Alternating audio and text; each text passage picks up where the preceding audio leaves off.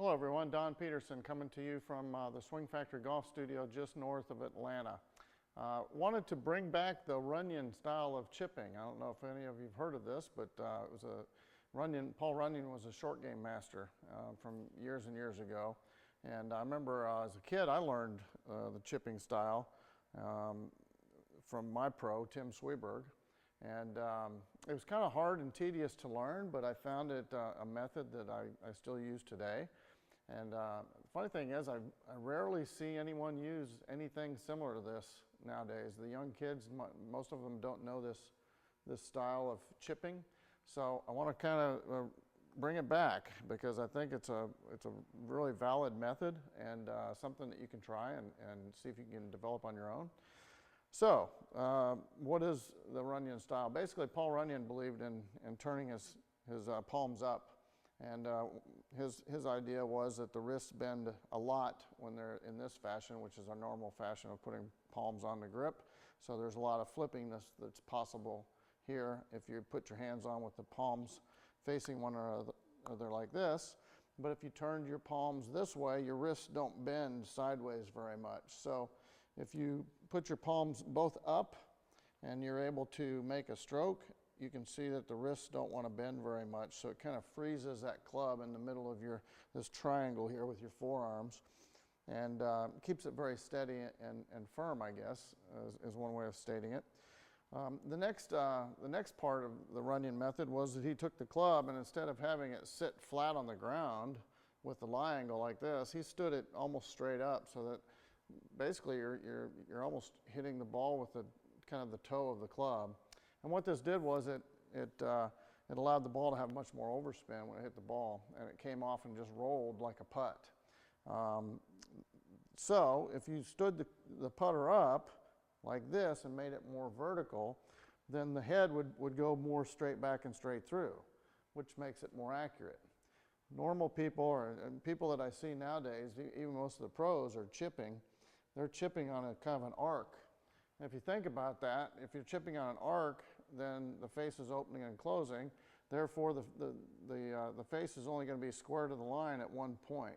And if you don't have your ball in the right position, you can see if the face was square with the target line right here, and I had the ball up here, if the face is opening and closing as it's going on an arc, then I would pull it to the left. And this happens a lot in chipping. You know, if you've got the ball in the wrong position, you can chip it left of the hole 4 or 5 feet and miss the putt. And if you've got the ball too far back in your stance and you're using an arcing motion with the face opening and closing, what's going to happen is the ball's going to contact back here with the face open, you're going to miss it 4 or 5 feet to the right. So one of the things that I think Runyan's method does really well is it takes that face and it keeps it from opening and closing because it's moving more on a straight line back and forth, because we've arched the hands up like this and we stood the club up on its toe, and then we're making more of a straight line back and through. So these are some of the principles of the Runyan method. So you stand it up, turn our palms more up so we lock our wrists in place. And then the next point of the Runyan method was to put your hands pretty far forward and put the ball pretty far back. And what this does is it takes obviously loft off of the club, but it also enables you to contact the ball first on, you know, hitting it on a downstroke, so that you're kind of just sweeping it, but you're always contacting the ball first.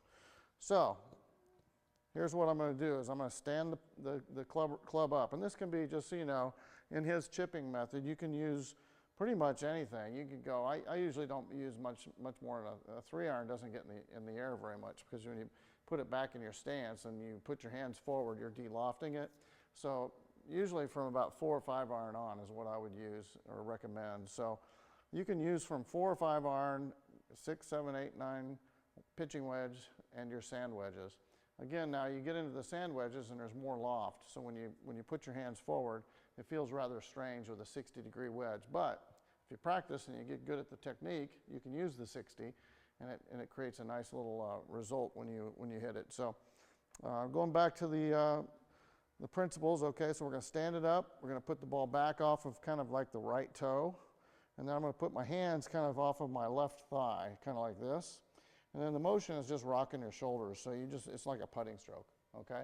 and this is what makes this so accurate, is it is very similar to a putting stroke. So I'm going to stand the club up, put it back off of my right foot,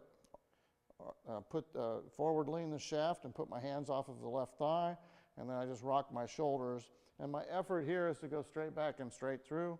So when you watch this chipping method, it's very much like a putt, and that ball is going to go really straight with where you align yourself. So you don't have to worry about the face opening and closing. You don't have to worry about the club arcing on an arc, because it's going straight back and straight through. Now, again, you can use different clubs. So when you start using this technique, you're going to find that you can stroke it back and forth. Let's say I go back 2 feet on the backstroke and 2 feet on the through stroke. So let's say it looks something like that, kind of a long putting stroke. Now, if I take my 5-iron and I do a 2-foot back and 2-foot chip, it's going to roll quite a ways across the green. I would say, in fact, that's going to run probably 60 to 70 feet, okay? If I took my 6-iron and did the same thing, it's going to run about 40 feet.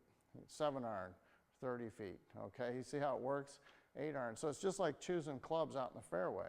You pretty much take the same stroke, right? But you choose clubs based on how far you are away from the target. So that's what I do with my full swing, is I take a full swing and then I choose the club based on how far away I am from the target.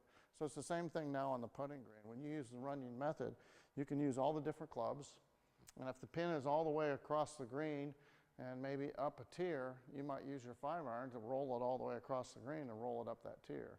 And if the pin is really close to you and you've got just a short amount of fringe to chip over, then you might use your 60 or your 58-degree wedge and just chip it right there, and it'll stop right next to it. So learn to pick clubs based on how far away the pin is and how much green you have to cover, all right?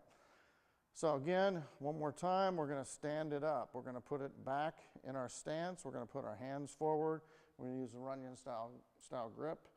And then we're just going to choose clubs based on where we want it to go on the green, okay?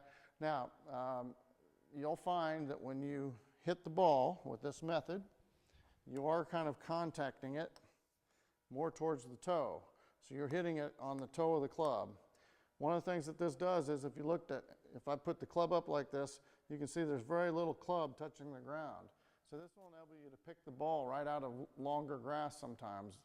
And you'll have to experiment with this to find out how well it works. But you can actually chip balls out of long grass with this method because you're towing it down.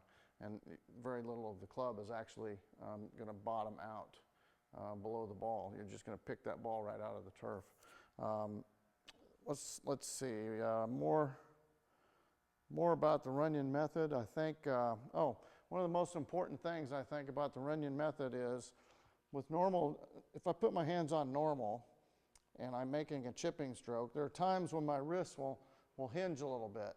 And sometimes you want that to happen, but if you do, what happens is you can get a lot of power. And I think when you allow your wrist to hinge and unhinge, sometimes it can kind of go off on you. You can hit a chip that goes 10, 15, 20 feet too far.